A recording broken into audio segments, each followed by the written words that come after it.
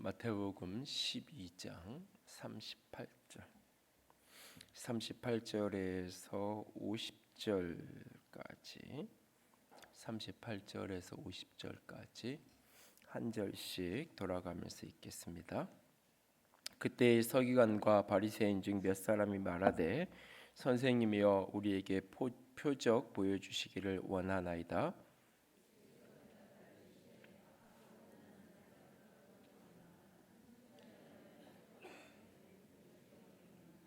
요나가 밤낮 사흘 동안 큰 물고기 뱃속에 있었던 것 같이 인자도 밤낮 사흘 동안 땅 속에 있으리라.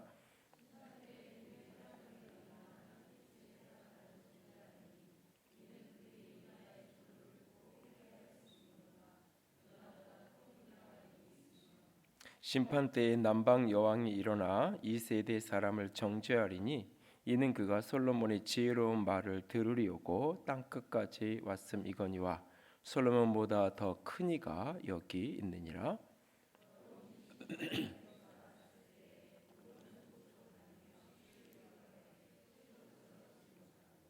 이에 이르되 내가 나온 내 집으로 돌아가리라 하고 와 보니 그 집이 비고 청소되고 수리되었거늘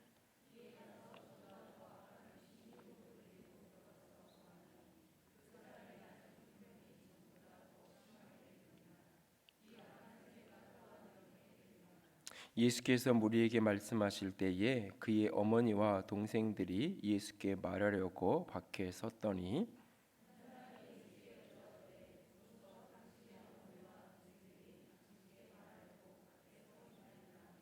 말하던 사람에게 대답하여 이르시되 누가 내 어머니이며 내 동생들이냐 하시고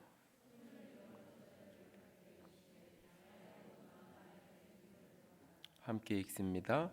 누구든지 하늘에 계신 내 아버지의 뜻대로 하는 자가 내 형제요 자매요 어머니이니라 하시더라. 아멘.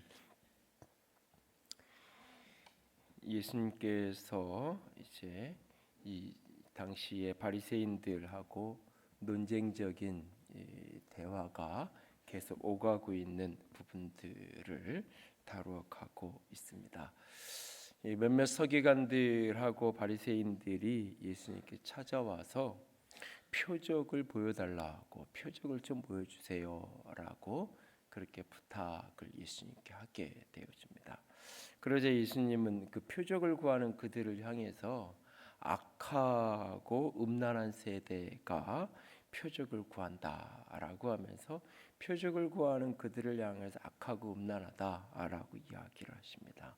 그러면서 요나의 표적밖에는 보여줄 것이 없고 요나보다 더 큰 이가 여기에 있다. 자기 자신이 요나보다 더 큰 존재, 그리고 또 자기 자신이 솔로몬보다 더 큰 존재. 오늘 예수님의 요나보다 더 크고 솔로몬보다 더 큰 예수님의 말씀함에도 불구하고 그 말씀을 받아들이지 않는 지금 이 서기관들 바리새인들 이 세대의 이 사람들은 그 심판 날에 니느웨 성의 그 사람들보다 또 이제 이 솔로몬에게 지혜를 들으러 왔던 남방의 그 여왕의 이야기를 하면서 남방 사람들보다 더 심하게 심판을 받게 될 것이다라고 말씀을 하십니다. 그러면서 이제 이 43절에서 45절까지 귀신 들렸다가 귀신이 떠나가고 비어 있고 다시 돌아와서 이전보다 더 심하게 되었다라는 귀신 들림과 관련된 이야기를 한 토막 여기서 하게 되어집니다. 그리고 이제 그런 대화가 오가고 있을 때 문 바깥에 예수님의 제자들, 예수님의 형제들이 가족들이 와가지고 어머니와 동생들이 와가지고 이렇게 말을 걸고 연락을 하니까 누가 내 어머니며 누가 내 동생이냐 하면서 내 아버지의 뜻대로 하나님의 뜻대로 행하는 자가 나의 형제요 자매요 어머니다라고 하는 말씀으로 예수님의 말씀이 이어져가는 부분입니다.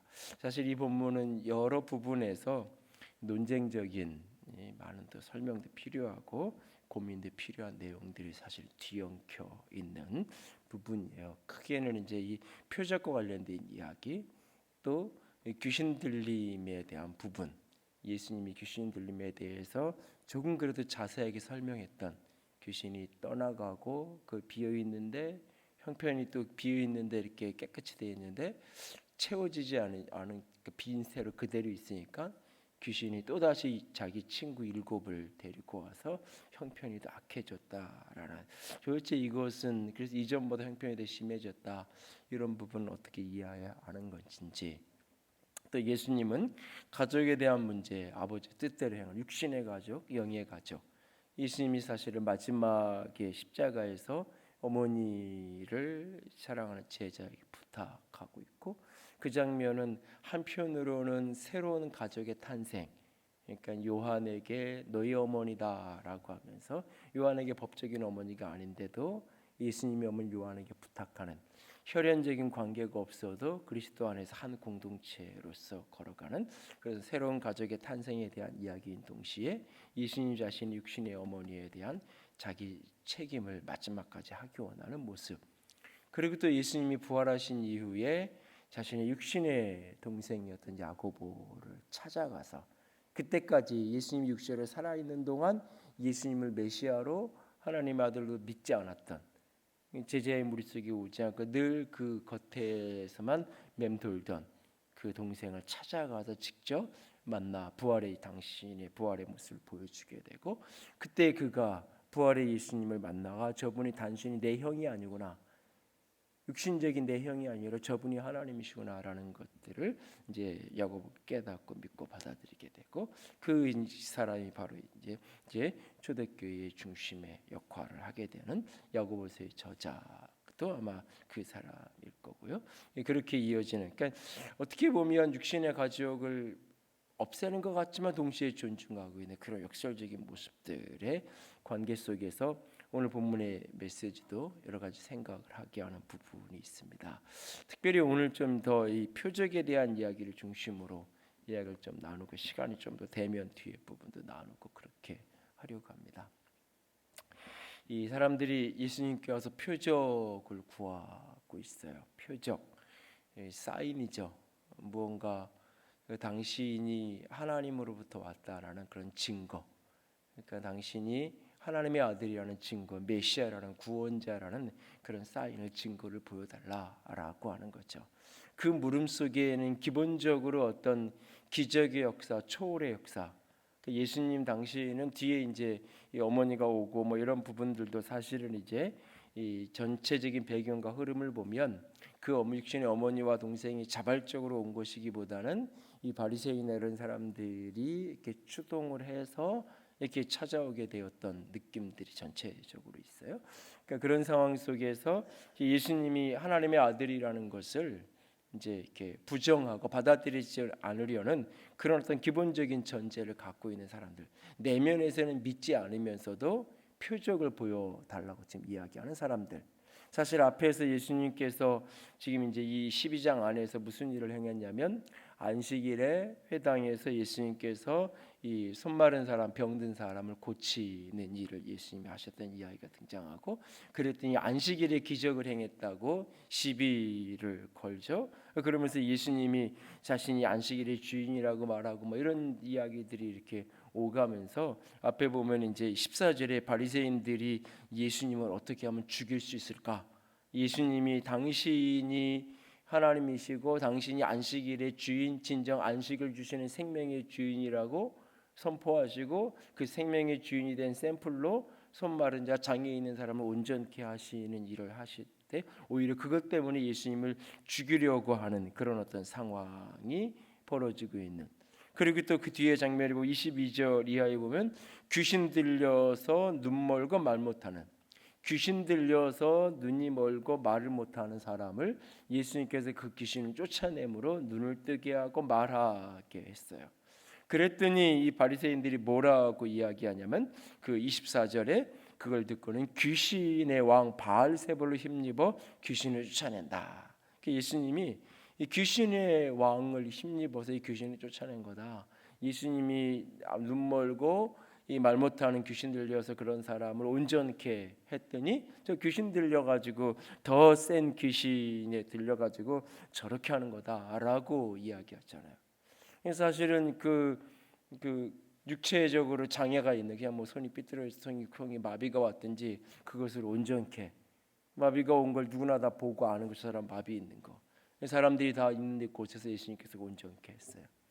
그 눈이 멀고 귀가 듣지 못하는 게 이게 단순한 질병이 아닌 귀신 들려서 그런 걸 알고 대부분의 사람들이 이미 알고 있는 그런 상황 속에서 예수님이 귀신을 쫓아내시며 이 사람을 온전케 했어요.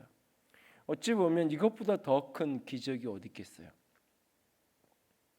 이것보다 사람이 인간의 능력과 인간의 한계를 뛰어넘는 어떤 신적인 능력이 드러난, 눈에 보이는 육체의 어떤 그게 뭐 관절이든지 이게 근육이든지 질병이 온전케 됐고, 눈먼 사람이 눈을 뜨는, 특별히 눈먼 사람이 눈을 뜨는 기적은 구약에 단 한 번도 없는 기적이에요.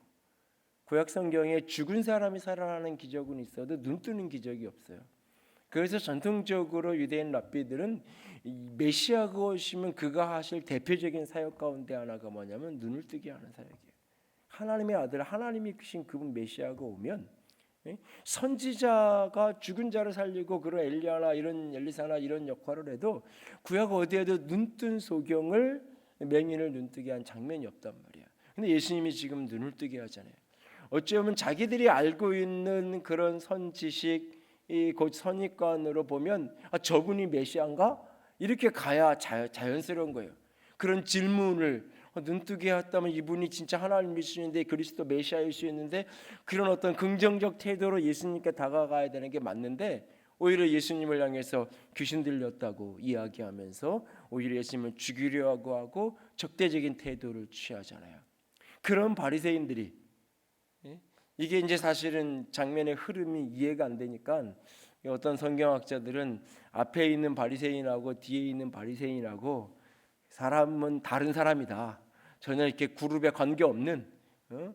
근데 사실 성경을 예민하게 보면 이제 예수님을 따르는 무리들 가운데 부정적인 태도의 무리들과 긍정적인 태도의 무리들, 예를 들면 예수님이 이 예루살렘 성을 이렇게 이 정료주일 날 이렇게 입성하실 때 호산나 호산나 하고 사람들이 찬양했던 그 무리들하고 예수님이 재판받을 때 십자가에 못 박으라고 빌라도를 풀어주고 오히려 십자가에 바라바를 풀어주고 이 십자가에 못 박으라고 했던 그 무리들이 자세히 성경을 들여다보면 같은 무리가 아닐 가능성이 많아요. 같은 사이.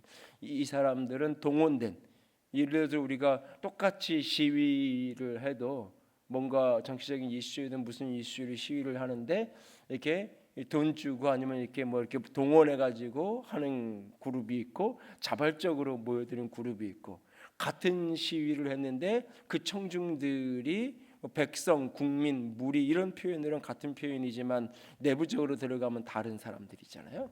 사실은 그래서 그런 장면들을 보면 다른 그룹일 가능성이 좀 더 많아요. 그래서 이제 그런 연구들도 많이 해가는데 그런 관점 속에서 이게 다르게 이야기를 하는 경우도 분명히 있어요. 그러나 어쨌든 이 마태복음 12장 전체의 흐름에서 계속 바리새인들의 태도는 예수님에 대해서 부정적이에요. 그러니까 지금 이 사람이 표적을 구하는 것도, 표적을 구하는 그 태도 자체가 기본적으로는 부정의 태도, 기본적으로는 믿음 없음의 태도가 가진 채로 지금 표적을 구하고 있는 거예요. 그러니까 그를 향하여 지금 주님께서 악하고 음란하다고 이야기하는 거예요. 이걸 잘못 이해해서 하나님을 향해서 표적을 구하는 것 자체가 잘못된 것, 어떤 증거를 요구하는 것 자체가 죄고 악한 것이라고 이해해서는 안 돼요.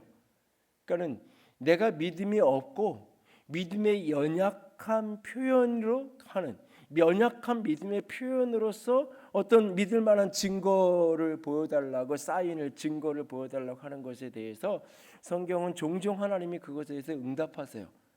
대표적인 장면 중에 하나가 기드온 같은 사람이 하나님께 표적을 구하잖아요. 이렇게 양털 놓고 거기에 이슬이 맺히고 안 맺히고 이런 표적을 구하잖아요. 그러니까 하나님께 믿음이 연약한, 하나님이 부르시고 말씀하시는데 그게 진짜 하나님이 주신 건지 모르겠다는 말이에요. 그런 어떤 연약함의 표현으로서 하나님 내가 이제 믿고 싶은데 증거를 믿을 수 있는 증거를 보여달라고 라고 하는 그 긍정의 의미로서의 표적을 구하는 거하고 이미 내면에서 믿지 않기로 작정한 상태예요. 믿지 않기로.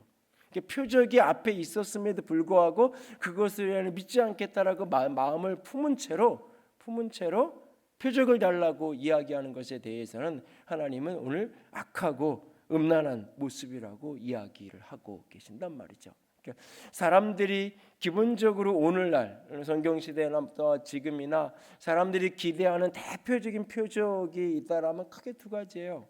하나는 질병이 낫는 어떤 그런 기적의 역사, 육체의 연약함에서 온전케 되어진 어떤 역사들, 그리고 또 하나는 물질적으로 연약한 모습에서 어떤 부가 일어나고 충만함이 일어나는 그런 기대를 사람들은 나름대로 하죠.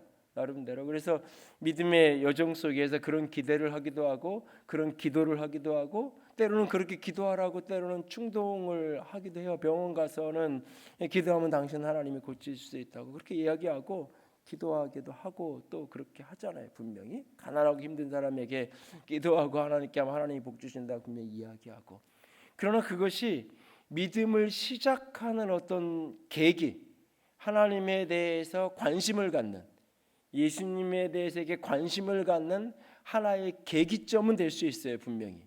그러나 어떤 기적도 믿음 자체를 만들어낼 수는 없어요. 어떤 기적도 어떤 신비도 어떤 표적도 그 표적으로 인해서 믿음이 생겨지는 건 아니에요. 믿음은 기본적으로 하나님의 말씀을 들음으로 말씀으로부터 믿음이 일어나는 거예요. 그 표적과 기적들은 이미 그가 가진 믿음을 강화시키는, 그 내가 가진 믿음을 이렇게 확장시키는, 강화시키는데 표적과 기적이 유용할 뿐이에요.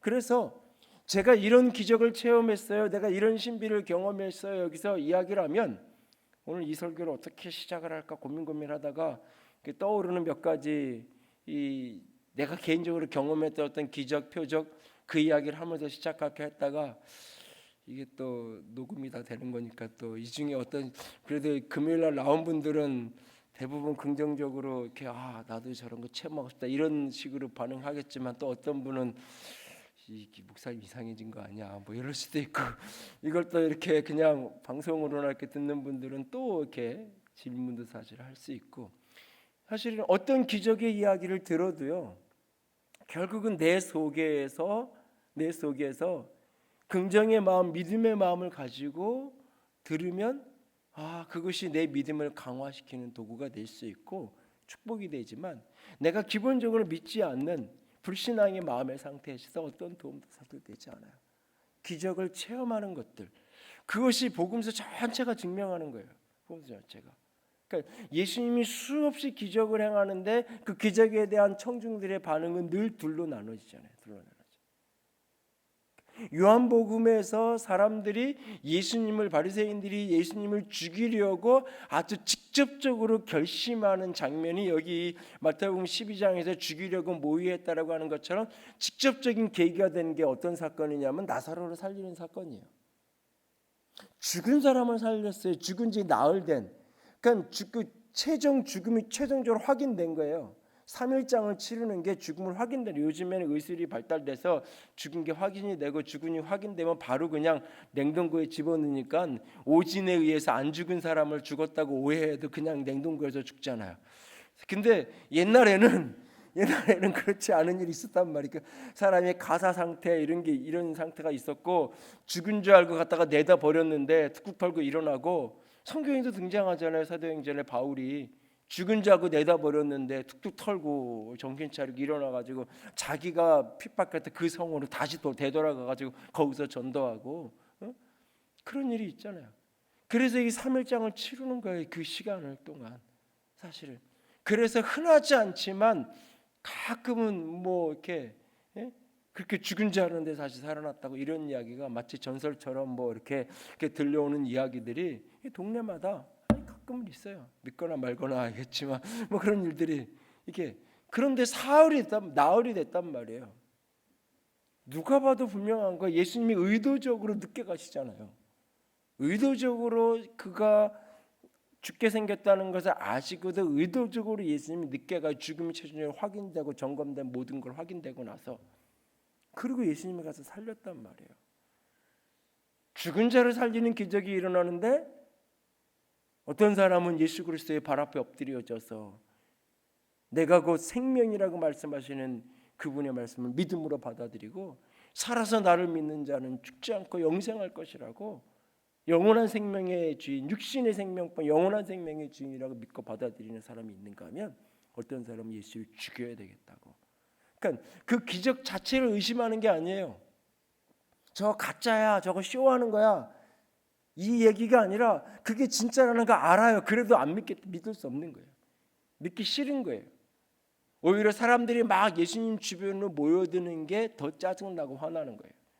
그러니까 가만두면 더 이상은 그냥 두고 보면 안 되겠는 거예요. 아예 제거를 해버려야지. 더 본격적으로 예수님을 죽일 음모로 사건이 진행이 되잖아요. 그러니까 그리스도인들이 자꾸 착각하는 것 중에 하나가 기적으로 전도를 하려고 그래요. 기적으로 전도를 하려고. 예수 믿으면 부자 된다고? 그럴 수도 있고 아닐 수도 있어요. 저는 어떤 부분에서 분명히 긍정해요. 그런 어떤 부분에서 한국의 10대 재벌 중에 예수 제대로 믿는 사람이 있어요? 예수 제대로 믿는 사람이 있냐고요. 제대로 믿는. 응? 제가 알기로는 SK 최태원 회장님이 유일하게 아마 그것도 이제 여러 가지 에피소드가 있고 굴곡이 있고 거쳐서 최근에 이제 몇 년 전부터 신앙생활을 좀 그래도 이제 온전하게 하려고 애를 쓰는, 그러면서 자기 개인적인 가정에 스캔들이 있는 것들을 다 자발적으로 공개하고 회사에게 본인이 이렇게 공개하고 그렇게 해가는 건데, 뭐 록펠러 얘기하지만 록펠러보다 더 부자였던 사람 많잖아요. 사실은 무슨 얘기냐면 우리가 솔로몬의 영광을 얻는 그 부를 얻고 어떤 죽었다 살아나는 기적을 일어나는데 그것 자체가 믿음을 일으키는 게 아니에요. 믿음을 일으키는 게. 믿음의 결과로 하나님의 어떤 은혜를 주셔서 가난한 자가 부유케 되어지고 병든 자가 낫게 하는 역사를 오늘도 현재로, 그때만이 아니라 지금도 하나님이 기적을 행하시고 지금도 하나님의 표적적인 역사를 행하시는 건 맞아요. 오늘도 그렇게 행하세요. 그래서 오늘도 지금 뭐 중보기도와 관련된 오래전에 읽었던 책을 다시 좀 정리할 필요가 있어서 보는데 거기 그런 얘기가 나와요. 중보기도할 때 환자를 위해서 기도 요청을 받았을 때 물어보라고. 물어보라고. 그 사람이 원하는 게, 아파서 이렇게 고통받는 사람에게 그 사람이 원하는 기도 제목이 내용이 뭔지, 그 사람이 원하는 게 그냥 이 사람이 기적적인 방법으로 고쳐지기를 원하는 건지, 그냥 이 사람이 마음에 평안하게 모든 치료의 과정 이후에 결국 이 병으로 뭐 극단적으로 살 수 없게 된다 할지라도 마음에 평안하게 힘들지 않게 이 과정을 잘 이렇게 치료가도록 원하는 건지, 그걸 물어보고 그 사람이 원하는 거하고 내가 기도하고 싶은 거라고 일치되면 기도하고, 일치되지 않으면 나는 기적으로 하나님이 고치시기를 기도하고 싶은데 저 사람은 그게 아니라 그냥 이렇게 평안하게 위로를 잘 받고 마음 평안할 수 있게 기도해 달라고 하는 거면 나는 이 문제에 대해서 그렇게 기도하는 게 옳다고 생각하지 않아요. 그러면 같이 합심 기도를 하는 게 어려운 거잖아요. 같이 연합해서 기도하는 게. 때로는 그러니까 물어보고 확인하라고까지 이야기를 하는데, 그러니까 기적의 역사를 오늘날 하나님이 일으키시고 행하시는 거 분명히 맞아요. 그럼에도 불구하고 그것이 믿음을 만들어낼 수는 없기 때문에 그게 먼저가 아닌 거예요. 그래서 오늘 말씀에 예수님이 요나의 표적밖에 없다고 말씀하시면서 요나가 물고기 뱃속에 들어가서 밤이 3일 밤낮을 있다가 나온 것처럼, 그 죽었다가 살아난 그 요나의 그 기적 자체를 이야기하는 것이 아니라 그것처럼 인자가, 나도, 내가 그렇게 3일 밤낮 그렇게 무덤 속에 들어가서 죽었다가 살아난 당신의 십자가의 죽으심과 당신의 부활이 가장 큰 표적이고 가장 큰 믿음의 증거라고 말씀하고 계신 거예요. 그러면서 내가 요나보다 더 큰 이고 내가 솔로몬보다 더 큰 이가 여기에 있다라고 예수님이 지금 말씀하고 계시는 거예요. 여기서 우리가 기억해야 되는 건 두 가지예요. 하나는 예수 그리스도의 십자가에 죽으심과 부활보다 더 큰 표적, 더 큰 기적은 이 땅에 존재하지 않아요. 우리로 하여금 말씀으로 믿음을 갖게 한다고 할 때 그 말씀이라는 건 뭐냐? 결국은 예수 그리스도의 십자가의 죽으심과 부활의 이야기를 내가 듣는 거예요. 잘 묘사되고 잘 설명된 어떤 탁월한 어떤 설교를 듣는다는 이야기가 아니라 예수님이 십자가에 죽으시고 부활하셨다는 사실이 누군가로부터 내게 들려지는 거예요. 내게 들려진 거예요. 들려진 이것을 내가 마음으로 믿기로 결단하는 것, 내가 그것을 받아들이고 믿음의 응답을 하고 믿음의 반응을 하는 것, 그것이 가장 기본적인 믿음이에요. 기본적인. 그것을 믿는 것으로부터 모든 구원의 여정 이후의 모든 하나님의 역사는 시작이 되는 거예요. 믿는 척하는 게 아니라 중심에서 내가 그것을 믿음으로 받아들이는. 그 다음 날 또 흔들릴 수 있어요. 이게 진짜인가 아닌가 여전히 의문 속에 갈등할 수도 있어요. 그럼에도 불구하고 여전히 내 안에 그래도 예수님이 십자가에 죽으시고 부활하셨고 나를 위해 죽으시고 나를 위해 살아나셨다는 사실, 그래서 지금도 예수 그리스도가 살아계신다는 사실을 그래 내가 믿기로 작정하고 믿음으로 받아들이는 것. 누군가가 내게 전해준 그 복음을 듣고 내가 믿기로 작정하는 것. 근데 이게 내가 믿기로 작정하는 건데 이게 곧 성령께서 믿게끔 하시는 나의 선택인 동시에 하나님의 은혜인. 그래서 이것 자체가 신비예요. 이게 가장 큰 신비예요. 가장 큰 신비. 가장 큰 신비. 예수 그리스도의 십자가에 죽으심과 부활을 믿는 믿음. 이게 가장 큰 신비예요. 가장 큰 신비. 이 믿음을 내 안에 가지면 이 믿음이 예수 그리스도가 내 안에 함께함으로 말미암아 요나보다 더 크니 솔로몬보다 더 크니가 여기에 계신다라. 그분이 내 안에 계시게 나와 함께하는 거예요. 여기서 우리는 두 가지 기적, 하나는 죽은 자가 사는 기적을 안고 사는 거고, 모든 가난과 모든 연약함으로부터의 풍부함과 온전함을 누리는 그런 기적의 실체를 내가 누리며 살아가는 거예요. 이영 선생님이 자신이 믿음을 갖게 된 이야기를 하면서 무슨 얘기를 하냐, 평생을 그분은 신앙을 반대했던 분이에요. 나는 오래전에 그분이 세례받는다고 2007년인가 사진을 보고 내가 충격을 받았는데, 왜냐하면 그 이전에 수년 전, 그 4, 5년 전에 한 강연회에서 그분을 보고는 저기 미래사회, 정보사회와 기독교 공동체에 대해서 강연을 하는데 너무너무나 탁월한 성경적으로 그리고 미래학자이고 많은 인문학자니까 어떻게 미래를 교회가 열어가야 되는지를 쭉 강연을 한 1시간 반 하는 거예요. 그러면서 나는 속으로 저분이 도대체 어느 교회 장로님이신가 그랬어요. 성경을 너무 잘 알고 성경을 너무 정확하게 인용을 하는 것 때문에. 강연을 다 끝나고 났는데 마지막에 강연 끝나면 기도하잖아요. 목사가 하면. 강연 다 끝나고 나니 마지막 딱 한마디예요. 그런데 믿어야 되는데 사실은 저는 예수를 믿는 사람은 아닙니다. 뒤통수를 한 대 맞은 것 같은. 성경 얘기를 저렇게 많이 하는데, 성경을 저렇게 많이 하는, 성경을 그분에게는 오히려 그냥 고전이에요. 탁월한 고전. 그 어떤 고전보다 더 높은 차원의 지혜를, 인생과 삶의 지혜를 알고 계시는 고전으로서 가치 있는 수많은 이야기를 하는데, 그런데 그분이 어느 날 인생의 노년에 70이 넘은 70대 중반에 믿음을 결단하고 세례를 받겠다라고. 어떻게 된 건가? 인터뷰 당시에 중앙일간지 여기저기에 나왔던 인터뷰 기사 여러 가지를 찾아본 적이 있는데요.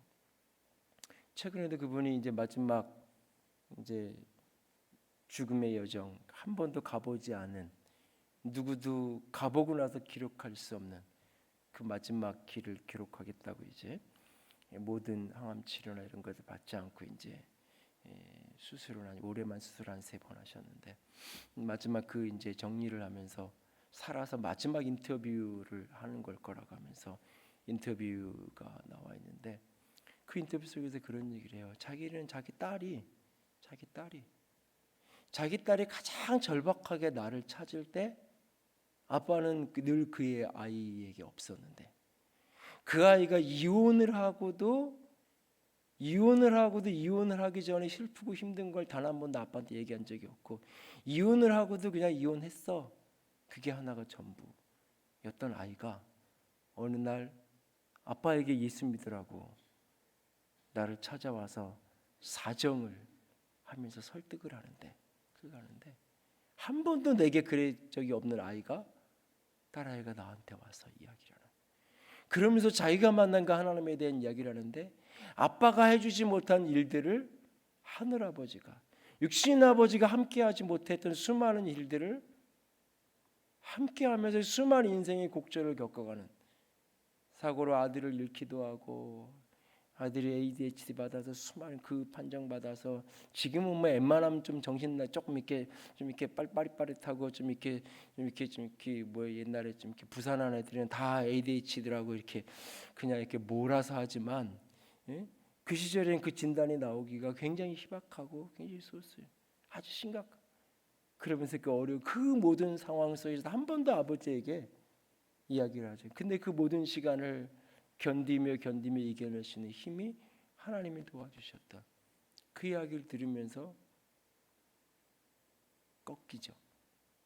그리고는 내가 그 하나님을 믿겠다고 받아들여요. 그런데 그분이 그리고 나서 하는 이야기 중에 하나가 뭐냐면, 예수 그리스도의 십자가의 죽으심과 부활이 가장 큰 기적이라고, 기적 중에 가장 큰 기적이라고. 그 이야기를 그분이 10여 년 전에 했는데, 지난주에 나왔던 인터뷰 속에서 그분이 그런 얘기를 해요. 자기는 딸아이가, 그 딸인 이임나 목사가 결국 나중에 이제 집사했다가 목사 안수 받고 마지막 그 몇 년을 복음 전도를 하고, 그 몇 개월 동안 투병하면서 책을 대여섯 권을 쓰고 그러면서 마지막 인생을 보냈는데, 그 딸아이가 마지막 죽어가는 모습을 보면서 나는 생명으로 죽음을 이기는 걸 보았다고 그는 이야기를 해요. 생명으로 죽음을 이긴다. 치료를 하면 6개월, 치료를 안 하면 3개월. 근데 저는 치료를 더 이상 여기서 하지 않겠습니다. 그 말에 오히려 의사가 놀래는, 암 진단 판정을 받고 얘기했는데 환자가 놀라는 게 아니라 처방전을 얘기하는데 이래도 죽는 거고 저래도 죽는 거고, 이걸 치료하면 낫는 게 아니라 병원에 입원해서 항암을 하면 6개월, 안 하면 3개월. 3개월 빨리 죽고 늦게 죽고, 3개월을 늦게 죽기 위해서 내가 그 인생의 마지막 시간을 병원에서 갇혀서 나는 보내고 싶지 않다고. 그리고는 3개월이라 그러는데 그냥 2년인가 3년인가를 마지막 사는데, 그 시간들을 보내면서 옆에서 딸아이랑 어떻게 보면 가장 근접하게 가까이에서 본 시간들이 그 시간들이었다고 말하면서 그런 얘기를 해요. 내 딸아이는 50대 초반의 젊은 나이에 죽음에 눌려서 그렇게 바짝 말라서 그냥 뼈만 앙상하게 남은 그런 사람으로 죽어간 사람이 아니라고. 그 아이는 마지막까지 생명을 증언했고 마지막까지 생명을 살아내면서 죽음을 두려워하지 않은 채로 그 길을 갔다. 여러분, 죽었다가 살아나는 기적을 경험해도 그 사람도 죽어요. 오늘 저와 여러분은 어떤 육체의 질병에 걸렸다가 안수하고 기도하고, 아니 때로는 하나님이 기도에 응답하셔서 때로는 병원에 치료해서 여러분이 나을 수 있어요. 하나님이 일하세요. 근데 그래서 또 죽어요. 가장 큰 기적은 그 죽음이 더 이상 두렵지 않은 거예요. 그 죽음을 생명으로 삼키는 거예요. 그 죽음이 끝이 아니기에, 그 죽음이 마지막이 아니기에, 그 죽음 너머에 영원한 생명이 있기에 생명으로 죽음을 뚫고 가는 거예요. 그래서 마지막까지 희망을 이야기하고 소망을 이야기하고 생명을 나누며 살아가는 거예요. 이 세상을 정리하는 게 아니라 새로운 삶을 여정을 향하여 나아가는 거예요. 새로운 세계를 향하여 도약하는 거예요. 그 마지막 시기죠. 진정한 죽음, 생명의 부활은, 기적은 죽음을 정복하며 오늘을 살아가는 거예요. 오늘을 살아가는 거예요. 끊임없이 건강 염려증에 사로잡혀가지고 조금만 이상하면 이거 죽나 봐, 조금만 그러면 아무것도 못하고 그냥 그렇게 살아가는, 그러면서 오늘 죽을까 내일 죽을까 그것이 두려운 채로 그냥 하루하루를 연명하고 살아가는 게 아니라, 내 오늘 삶의 자리가 어떠하든지 오늘 나를 부르시는 그 부르신 그 사명을 위해서 내 인생을 불태우고 살아가는 거예요. 죽음을 생명으로 살아내는 거예요. 왜 이거 끝이 아니기에, 이 너무의 영원한 생명이 내 안에 있기에, 내 안에 있기에. 오늘 예수 그리스도가 내가 요나보다 큰 이가, 죽음에서 생명을 일으키는 이가 여기에 있다고 말씀하고 계세요. 표적 중에 표적은 죽었다가 살아났다는 간증이 아니라, 병든 자가 나았다는 간증이 아니라 죽음을 두려워하지 않고 걸어가는 거예요. 오늘 어떠한 인생의 위기와 어려움 속에서도 하나님을 향한 신실함 속에 살아가는 거예요. 그 신실함 속에서 하나님이 내게 주신 사명을 오늘 감당하고 살아가는 거예요. 그럴 때 하나님이 내가 이 세상에서 더 감당해야 될 내 몫의 책임이 있고 사명이 있을 때 하나님이 당신의 손길을 연결시켜 가는 거예요. 당신의 기적의 손길로 은혜를 내게 더하여 가시는 거예요. 치료하지 말라는 이야기 아니에요. 약 먹지 말라는 이야기가 아니에요. 삶을 살아가는 그 중심이 그냥 생명을 연장하는 게 목적이 아니라 살아서 해야 할 일이 있는 거예요. 이 생명으로 호흡하면서 내가 해야 될 일이 있는 거예요. 하나님이 나를 이 땅에 살려준 이유가 있는 거예요. 그 이유를 감당하기 위해서 오늘을 사는 거예요. 내가 50이 됐든 80이 됐든 100세 됐든 상관없이 그 생명을 하루라도 연장하기 위해서 하는 것이 아니라 오늘 여기에 살아있는 이유를, 그 일을 감당하는 거예요. 그 일을 감당하기 위해서 마지막 힘을 쏟아내고 마지막 진액을 쏟아내면서 살아가는 거예요. 그렇게 그 사명의 길을 끝까지 어떤 시련과 환난 속에서 걸어가는 것, 그것이 가장 큰 기적이에요. 가장 큰 능력이에요. 여러분, 솔로몬보다 더 큰 이가 우리 안에 계세요. 우리 안에 계세요. 우리 안에 계세요. 세상에서 예수 믿어 부자 된다고, 예수 믿어 부유하게 된다고, 물론 그런 간증들이 우리 주변에 있어요. 그런데 그게 간증이 되는 이유가 뭐예요? 10명이 그러면 10명이 다 그렇지 않기 때문에 간증이 되는 거예요. 10명이 다 그러면 그 간증할 것도 없어요. 이 사람도 그렇고 저 사람도 그렇고 그냥 다 간증할 거 없어요. 그냥. 근데 그게 간증이 되는 이유는 다 그렇지 않아요. 근데 진정한 간증은, 진정한 기적은 내 형편이 오늘 어떠하든지 상관없이, 형편이 어떠든지 상관없이 내 삶의 자리에서 기뻐하며 감사하며 오늘을 살아가는 거예요. 물질의 많고 적음과 부함과 가난함이 내 행복을 흔들어 놓지 못하는 거예요. 내 중심을 흔들어 놓지 못하는 거예요. 그게 빌립보서에서 바울이 하는 이야기잖아요. 내게 능력 주시냐, 내가 모든 걸 할 수 있다. 그 모든 걸 할 수 있다라는 그 이야기, 그 모든 것, 그 핵심이 뭐예요? 염려. 나를 염려하게 하는 그 모든 것, 그 모든 것 핵심이 뭐예요? 부하게도 하고 가난하게도 하고 비천에 처하지도 하고 풍부에 처하지도 하고 그 모습, 경제적인 문제와 관련된 그 궁핍의 문제 속에서 나는 어떠한 상황도 나는 능력 주시냐 감당할 수 있다라고. 왜? 나는 자족하기를 배웠기 때문에. 자족한다라는 것은 감사한다는 거예요. 자족하는 사람은 감사하는 사람이에요. 감사를 잃어버린 자족은 자족이 아니에요. 엄밀한 의미에서 그건 꿈이 없는 거고 현실을 뚫고 나갈 의지가 없는 거고 그냥 현실 속에 눌려서 자포자기하면서 사는 삶이에요. 그 자포자기하면서 사는 걸 사람들은 자족하면서 산다라고 착각해요. 꿈이 없이 살아가는 걸 자족하면서 산다고 착각해요. 아니에요. 진정 자족하며 사는 사람은 그 속에 감사로 살아가는 거예요. 꿈꾸고 도전하지만 그 꿈과 도전이 불평과 불만이 아니에요. 감사하면서 오늘 내게 주신 몫의 인생을 살아내는 거예요. 오늘 내 안에 계신, 내 앞에 서신 분이 요나보다 더 크신 분이고 솔로몬보다 더 크신 분이 우리 앞에 서 계세요. 내 앞에 서 계세요. 그분으로 내가 가득 사로잡혀지지 않으면, 그분으로 내가 충만해지지 않으면 오늘 본문 속에 귀신 들림에 대한 이야기를 해요. 이 부분은 설명하기 굉장히 난해한 부분이에요. 사람마다 경험을 하는 사람은 충분히 이해하지만 그렇지 않은 사람은 뭔 저런 소리 있을까? 사실은 미지 속에 있는 내용일 수 있어요. 한 사람이 귀신 들렸는데 귀신이 쫓겨났어요. 이게 머물 곳을 귀신이 찾아다니다가, 그러니까 귀신은 무소부재한 존재가 아니라 어떤 자신이 머물 곳이 있어야 돼요. 특별히 귀신은 경배를 받는 곳에 머물게 돼 있어요. 그래서 어떤 물건이든지 어떤 집이든지 어떤 나무든지 다 사람이 경배를 가면 거기에 다 정한 수단을 빌고 경배하면 그곳에 귀신이 자리를 잡고 머물게 돼 있어요.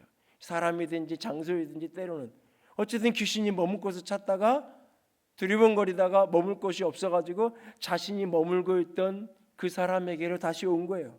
그 사람에게 머물러 있다가 떠났다가 다시 왔는데 비어 있는 거예요. 비어 있는 거예요. 비어 있으니까는 여기 다시 들어가서 내가 머물러도 되겠다 싶어가지고 가서 자기 친구들 7을 데리고 오는 거예요. 7이라는 것은 문자적인 7명의 숫자를 이야기하는 것이기보다는 완전수, 7이라는 신약 성경의 완전수를 이야기하는, 그래서 성령도 7영 이렇게 표현이 돼요. 완전하신 영 이렇게 표현이 되는 거잖아요. 7 귀신이라는 것은 그러니까 귀신의 본체, 귀신의 실체, 귀신의 어떤 전체의 능력, 어떻게든 완전한 표현을 귀신에게 붙이기 그래서 어쨌든 그런 귀신이 찾아온 거예요. 자기 친구라서. 그래서 머무니까 형편이 이전보다 나빠졌다고 이야기해요. 그런데 이 어떤 이 영의 세계 귀신 들림과 관련된 이런 부분에 대한 거는 오늘 그게 내용의 주제의 본질이 아니니까 옆으로 놓고 이 이야기를 왜 여기서 하는 걸까요? 그러면서 이 이야기의 마지막 결론이 45절에 이 악한 세대가 또한 이럴 것이다 라고 말하고 있어요. 이 세상이 이렇다고 이야기하고 있어요. 지금 바로 앞에서 바리새인이 표적을 구할 때 그를 향하여 이 음란하고 악한 세대라고 예수님이 말씀하셨어요. 그리고는 지금 대화가 오가면서 예수님이 이 귀신들의 이 현상, 귀신들름에 나타나는 이 샘플을 가지고 이야기하면서 이거 예화를 인용하는 거예요. 어떻게 보면 이런 일이 벌어진 것처럼 귀신이 들렸다가 나갔다가 비어 있으니까 채워지지 않으니까 더 들어와서 악해지고 나빠진 것처럼 이 세대가 이전보다 형편이 더 안 좋아질 수 있다. 그렇게 될 거다라는 이야기를 하고 있어요. 이건 무슨 얘기냐 지금? 무슨 얘기냐? 이 지금 장면, 이 상황에서만 놓고 보면 바리새인들 나름 하나님과 가까운 사람들이에요. 나름 우리는 성경을 통해서 그 시대를 이해하니까 바리새인이 제일 나쁜 사람이라고 이야기하지만 그렇게 알고 있지만 그 시대의 일반 역사를 보면 바리새인들은 나름 존경받는 사람들이에요. 그들은 나름 하나님을 많이 아는 사람들이에요. 그들은 나름대로 성경을 충분히 이해한다고 하는 사람들이에요. 여기에 서기관이라고 표현된 사람들은 요즘 말로 바꾸면 다 신학자들을 이야기하는 거예요. 성경에 아주 해박한 사람이에요. 도덕적으로 윤리적으로 나름 잘 사는 사람이에요. 그러다 보니까 자꾸 남을 비판하는 거예요. 다른 사람 비판하고 정죄하는 사람 누구예요? 나름 자기가 좀 괜찮게 수준 있게 산다는 사람이 다른 사람 비판하는 거예요. 나도 스스로가 엉망이라고 생각하는 사람은 나도 그런데 뭐 어쩔 수 없지 뭐 사는 게 다 그렇지 뭐 그러면서 쉽게 다른 사람 자꾸 비난 안 해요. 나는 나름 그래도 괜찮게 산다고 생각하는 사람이, 그리고 평균적으로 다른 사람이 봐도 평균보다 낫다고 하는 사람이 자꾸 다른 사람 정죄도 하는 거예요. 때로는 바리새인들이 그렇게 사람들을 정죄하고 판단했던 이유는 그들이 객관적으로 볼 때 평균 이상의 도덕성을 가지고 살았고 평균 이상의 능력을 가지고 살았던 사람들이에요. 그렇게 하나님을 가까이 했던 사람이고 말씀을 가까이 했던 사람들이에요. 누구보다 세리나 죄인들이나 창기들이나 그런 사람들에 비교하면 훨씬 하나님과 가까이 있던 사람들이에요. 하나님과 가까이 갈 수 있는 가능성이 많았던 사람들이에요. 그런데 예수 그리스도를 받아들이지 않으니까, 요나보다 더 큰 이인 예수 그리스도, 솔로몬보다 더 큰 예수 그리스도를 받아들이지 않으니까 그들이 더 악해지는 거예요. 더 악해지는 거예요. 하나님의 이름으로 하나님의 아들을 죽이는 가장 악한 사단의 앞잡이의 역할을 그들이 하는 거예요. 결국은 돈으로까지 사람들을 매수해서 예수를 죽이고, 그러니까 빌라도 같은 사람조차도 예수님이 죄 없다고 여겼는데, 빌라도 같은 사람조차도 양심의 가책을 느껴서 하나님도 안 믿는 사람이에요. 로마의 관리일 뿐이에요. 더군다나 당시에 그 정도 총독이 되는 사람이면 그냥 폭력적이고 어느 정도 그렇게 폭력을 일삼는 사람이었을 가능성이 많아요. 그런 사람도 예수님을 죽이는 게 마음에 깨름직하고 걸리고 부담스럽고, 그래서 안 그랬으면 좋겠고, 그래서 뭔가 피할 길이 있으면 찾았으면 좋겠고 하는 그 정도의 양심의 가책이라도 느끼는데, 바리새인들은, 대제사장들은, 서기관들은 그 정도의 양심의 가책도 안 못 느끼는 거예요. 돈을 들고 사람들을 동원해서 예수를 죽음으로 몰아가고, 그 이후에도 예수님의 시신을 누가 도둑질했다고 거짓말을 만들어가지고 퍼뜨리게 하고, 결국 교회를 또 핍박하고, 하나님을 그렇게 사랑한다고 하는 사람들이, 하나님께 그만큼 가까이 갈 수 있는 사람들이 가장 하나님과 먼 자리로 가 있는 거예요. 가 있는 거예요. 이걸 우리가 곰곰이 우리들에게 적용을 해보면 곰곰이 한번 생각해 봐야 될 부분이 있어요. 똑같이 그대로 연결되는 건 아닐 수 있지만, 교회 안에서 믿음으로 자란 사람들, 믿음 안에서 자랐다고 하는 사람들이 그 속에 중심으로 그리스도가, 예수가 그리스도로 만나지고 경험되지 않으면 오히려 교회를 더 비판하고, 교회를 더 정죄하고, 교회를 더 판단하는 사람들이 되어질 가능성이 많아요. 그리고 또 신앙의 동기를 기적이 체험하는 게 전부고 부자 되는 게 전부여서 예배를, 신앙을 시작했는데 어느 날 그게 안 돼요. 내 뜻대로. 그러면 어느 날 속았다는 느낌이 들면서 더 악해지게 돼요. 더 반대로 나가게 돼요. 더 반대로. 예수 그리스도가, 예수가 요나보다 큰 이로, 솔로몬보다 큰 이로, 예수의 십자가의 죽으심과 부활이 나를 위한 사건을 믿어지고 체험되어지지 않으면, 그러니까 모태신앙이 어렸을 때부터 교회 안에서 자란 아이들이 더 전도되기 어렵잖아요. 전도를 나가서 해봐도 오히려 교회에 대한 경험이 하나도 없는 사람들은 호감이 있어요. 세상의 사회에서 교회에 대해서 뭐 부정적인 얘기를, 어떤 얘기를 해도 오히려 교회를 한 번도 경험해보지 않은 사람들은 오히려 이야기를 하면 그래도 이야기를 들으려고 해요. 관심 있게. 미치게 딱 그래 나 갈게 이렇게는 안 하더라도 쉽게 정죄하고 쉽게 욕하고 그러진 않아요. 그냥 나한테 얘기하지 마, 이 정도는 얘기해도. 근데 교회를 경험했는데 이 속에서 예수가 십자가로, 예수가 그리스도로 십자가 부활에 믿어지고 그 고백과 간증이 없는 사람들은 두 가지로 나타나죠. 하나는 극단적으로 기독교인이 되든지 교회 안에서 부정과 상처를 자꾸 덧내게 하면서 그렇게 가든지, 아니면 나도 다 알아. 교회를 10년째 안 다니면서 나도 예수 믿어. 나도 교회 다녀. 명절에 한번 집에 가면 부모님하고 교회 가는 게 전부죠. 믿음이 있을까요?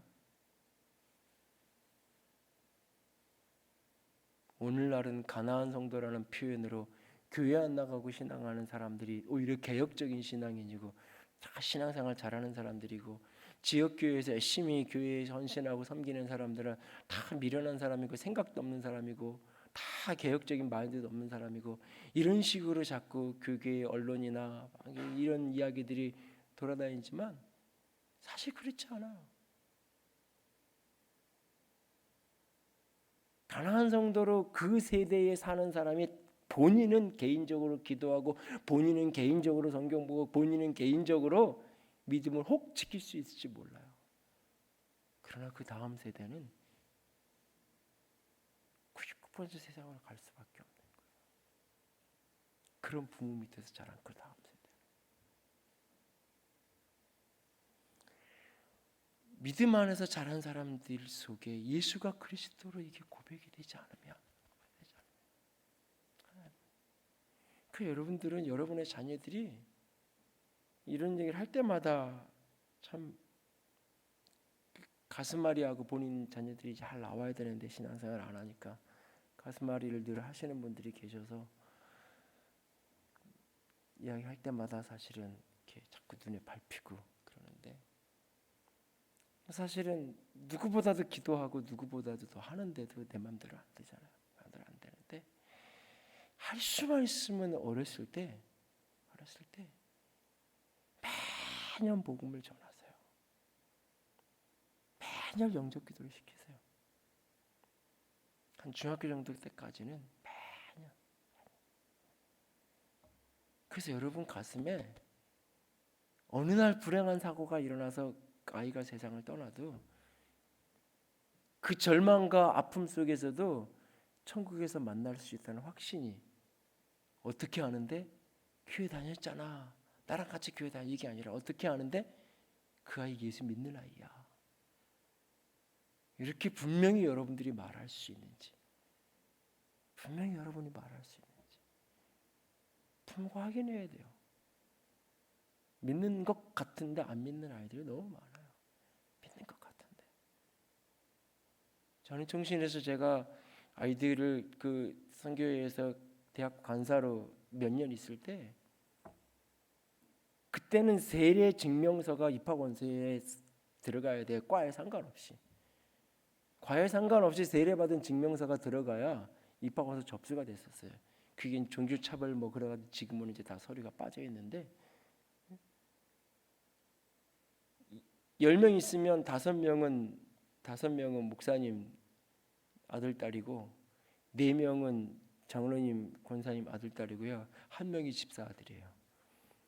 그냥 이렇게 앉아 있으면. 근데요, 제가 지금도 기억이, 지금은 뭐 이렇게 목사님 사모도 돼 있고 지금은 뭐 이렇게 나름대로 이렇게 사는 친구들, 내가 그 대학교 1학년 2학년 때 처음 영접기도 시킨 아이들이 꽤 돼요. 세례 증명서 써서 들어온 애들이고 부모가 그렇게 목사 장로 권사 이런 아이들이에요. 근데 예수 안 믿어요. 나 아버지 때문에 교회 다녔대요. 대놓고 그래요. 아버지 때문에. 우리 아빠 얼굴에 침 뱉기 싫어서, 우리 아버지가 장로님인데 장로 아들이 교회 안 나온다 그러면 욕 먹으니까 아빠 때문에 내가 교회 다녔다고. 집에서는 그 아이가 그렇게 말 안 하겠죠. 본인 교회에서는 그렇게 말 안 하겠죠. 뭐 저한테도 처음부터 그런 얘기 하는 거 아니에요. 어느 정도 이렇게 관계가 형성되고 그러고 나서 성 얘기를 할 때가 되면, 사실 저 하나님 안 믿어요.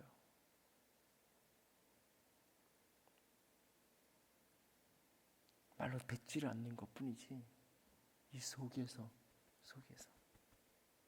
끊임없이 확인되고 끊임없이 점검되고 이것이 되지 않으면 교회를 경험하면 경험할수록 오히려 사람이 믿음으로 나아가는 것이 아니라 오히려 믿음하고 멀어지게 되는 경우가 참 많아요.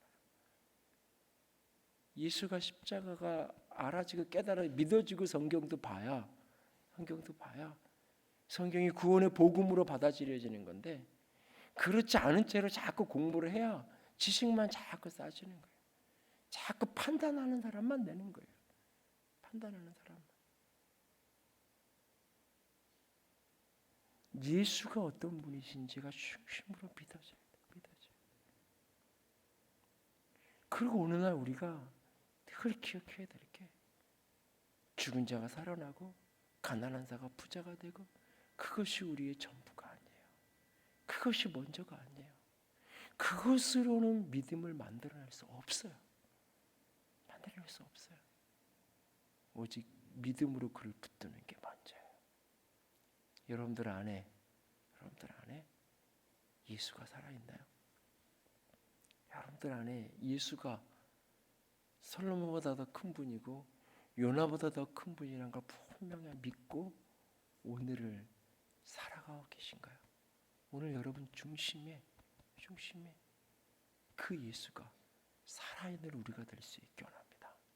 그리고 그 예수를 붙들고 오늘의 신앙에 가는 거예요.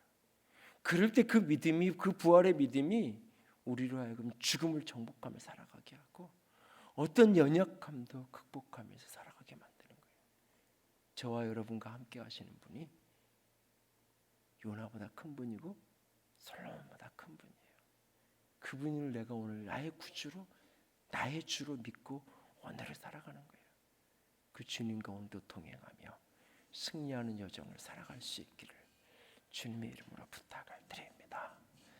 기도합시다.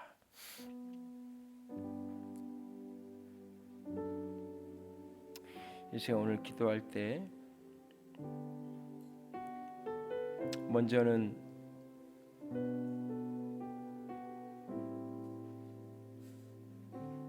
여러분 중심을 주님 앞에 돌아보면서 하나님 앞에 설 수 있기 원합니다.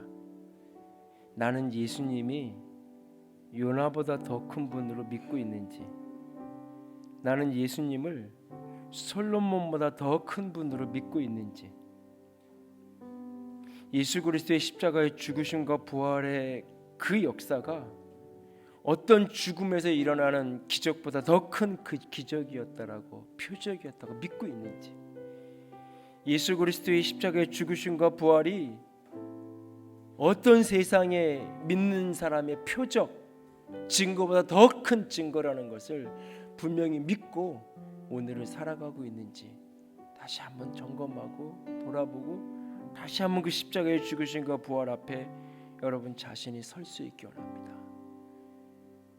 그리고 여러분 곁에 사랑하는 사람들이, 자녀나 형제들이나 지체들이 진짜 그 속에 예수 그리스도가 있는지, 그리고 나는 오늘 그에게 예수를 분명히 증거하고 있는지 다시 한번 돌아볼 수 있기 원합니다. 그들이 기적을 경험하고 살고 그들이 어떤 풍성함을 경험하고 사는 것, 풀의 꽃같이 한순간 지나가면 다 덧없는 것일 뿐이고 오직 예수 그리스도만이 전부일 뿐이에요. 그 예수 그리스도가 그들의 가슴에 있는지 다시 돌아보고 예수를 붙들고 살아가는 이들 되게 해달라고, 예수와 함께 살아가는 이들 되게 해달라고 오늘 이 밤에 같이 기도하면서 나아가기 원합니다. 같이 기도합시다. 사랑의 하나님,